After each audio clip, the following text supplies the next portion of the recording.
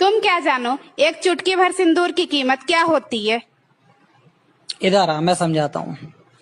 देख, राशन 13,000, बिजली का बिल 2,500 रुपए, पानी का बिल 1,000 रुपए, बच्चों के स्कूल की फीस 12,000 रुपए, बच्चों के ट्यूशन की फीस 3,000 रुपए, मकान की ईएमआई 17,500 रुपए, पेट्रोल 2,000 रुपए, मोबाइल का खर्चा 1,500 रुपए, दवाई का खर्चा 2,000 रुपए और दूसरे खर्चे 6,000 रुपए।